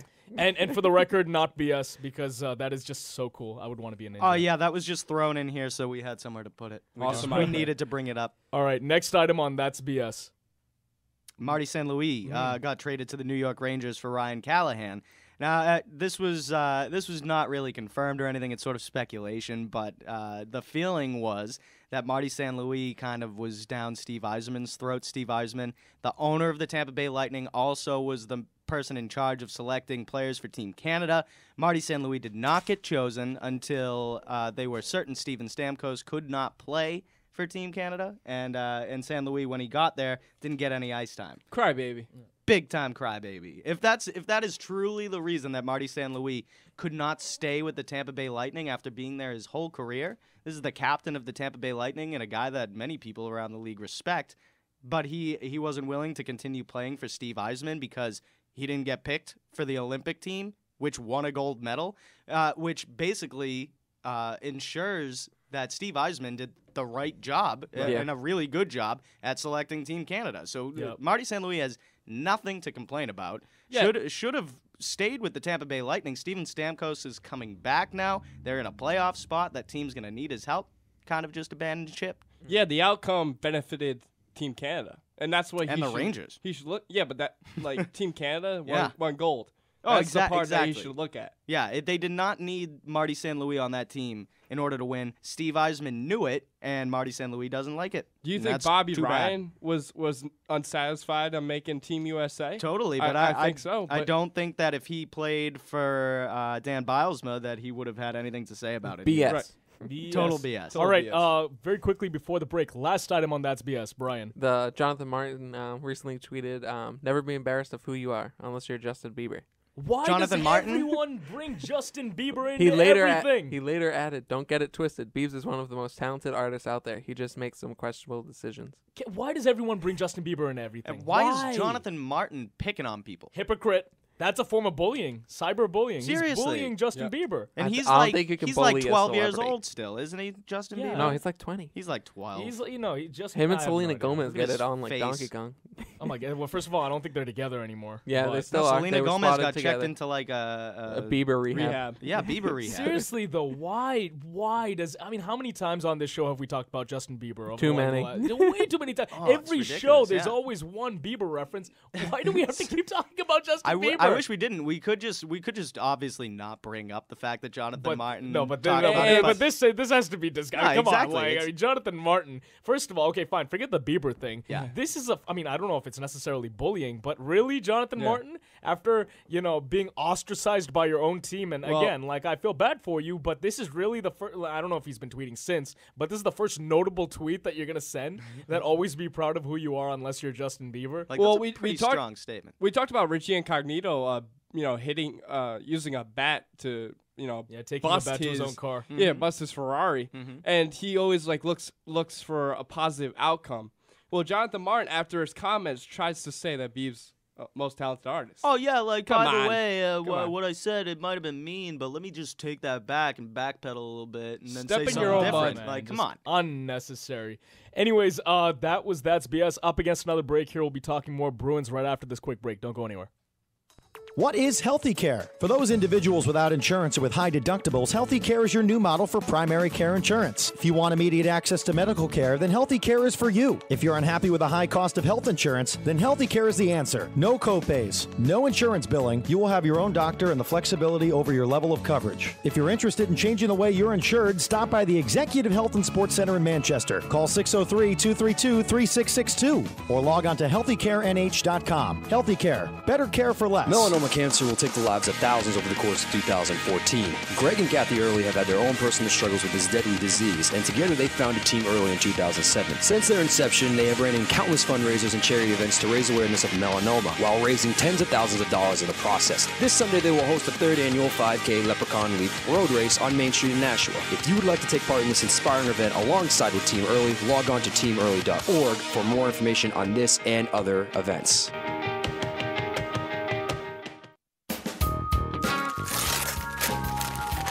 Whoa, a new digital music player. Thanks, Mom. Oh, I'm glad you like it, because I can't wait to toss the big stereo. And now that we got your dad that big HD TV he wanted, we can throw out our old TV, too. Hold up.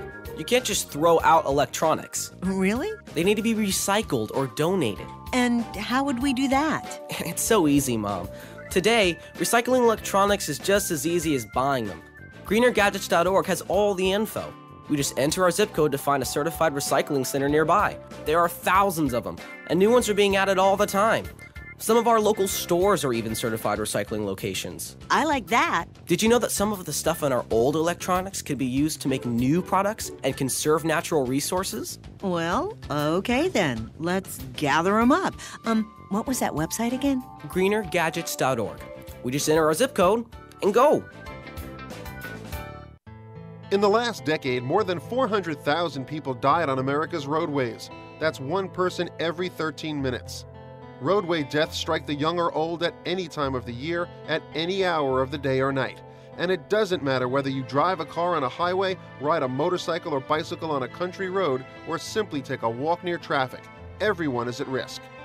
Since 1969, members of the American Traffic Safety Services Association have worked diligently to make our nation's roadways safer by providing the majority of roadway safety features, including bright signs and pavement markings, guardrails, and crash cushions.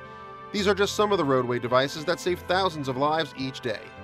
Since most of our roadways were built in the 1950s, there's so much more work that needs to be done to reach the ultimate goal of 0 deaths. Safer roads save lives. To learn how you can get involved, visit atssa.com. A public service message from the American Traffic Safety Services Association. ESPN New Hampshire Sports Center. The Boston Bruins will take on the Tampa Bay Lightning tonight. The Bruins have won all 3 meetings with the Lightning this season. They've outscored them 11-1 over those 3 games. Puck drop for that game tonight is at 7 o'clock. The Boston Red Sox beat the Atlanta Braves 4-1 yesterday. The Sox are 2-5 thus far in spring training. They take on the Baltimore Orioles twice today. Henry Owens gets the start for the first game at 1:05. Brandon Workman will start in the nightcap. First pitch for that game is at 7:05. The Boston Celtics beat the Brooklyn Nets 91-84 at the Garden last night. Rajon Rondo scored 20 for the C's. The Green take on the Detroit Pistons tomorrow at 6 o'clock.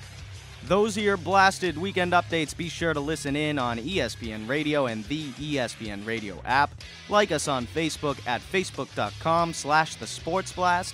Check out our website at www.sportsblast.co and tweet us at SportsBlastNH. Again, that's at SportsBlastNH. I'm David Pollard. Don't go anywhere. The Sports Blast continues right now.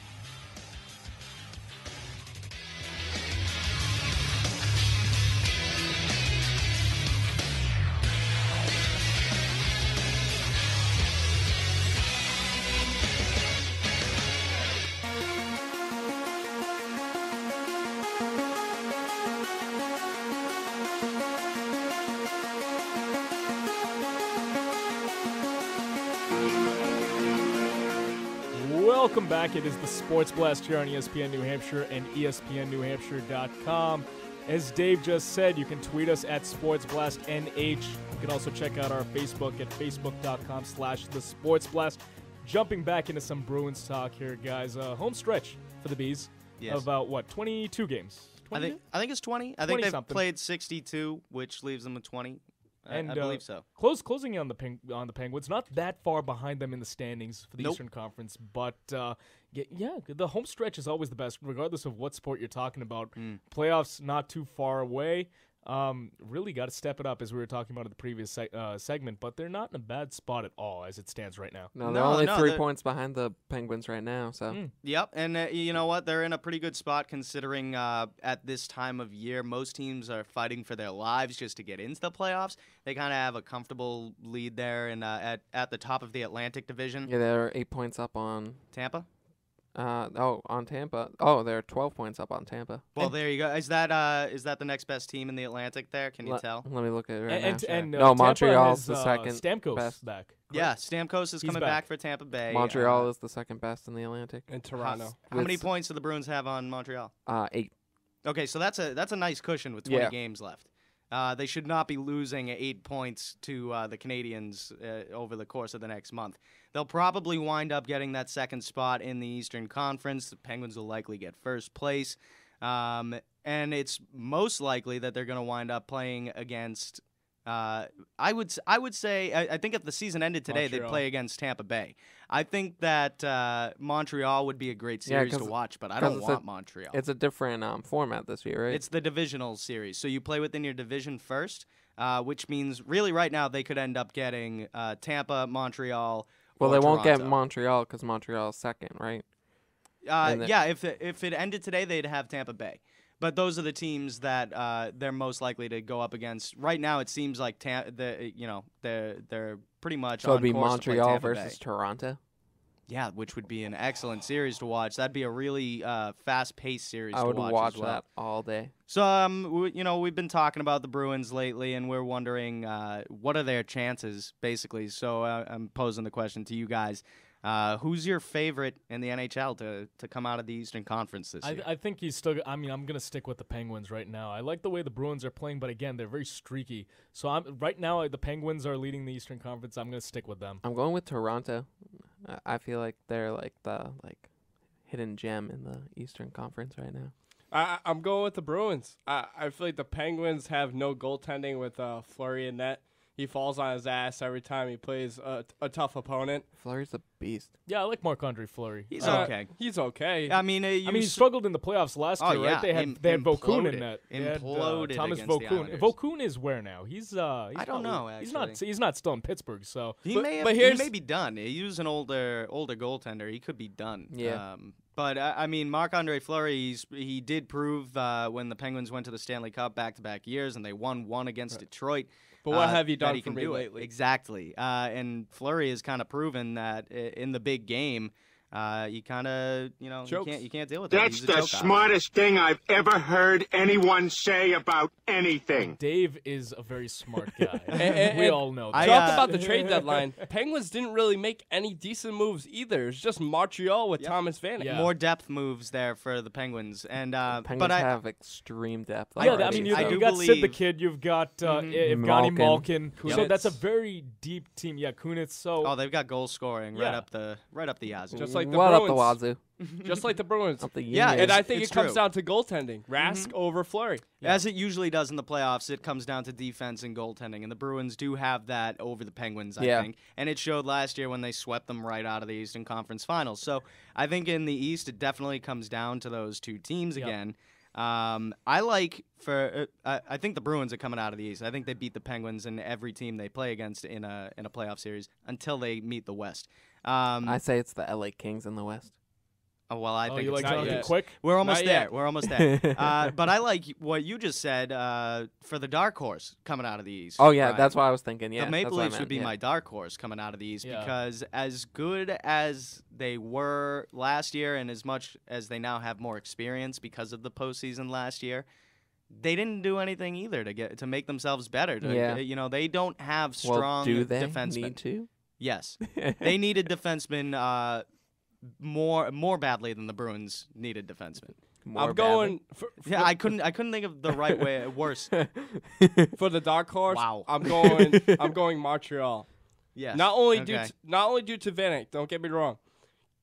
Carey Price, he averages 2.3 goals per game, and they actually have an 84.2 penalty kill average, which is 5th in the NHL. Yeah. My dark horse, New York Rangers.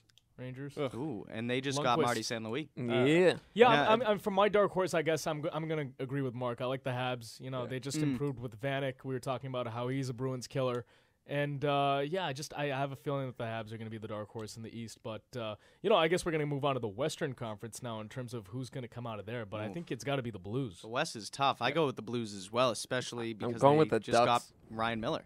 Ducks. Ducks. Whoa. Ducks. Oh, do we still have the quack quack soundbite from that? We do. The mighty Ducks. So Anaheim is looking good too. But I mean, They're I'm the gonna top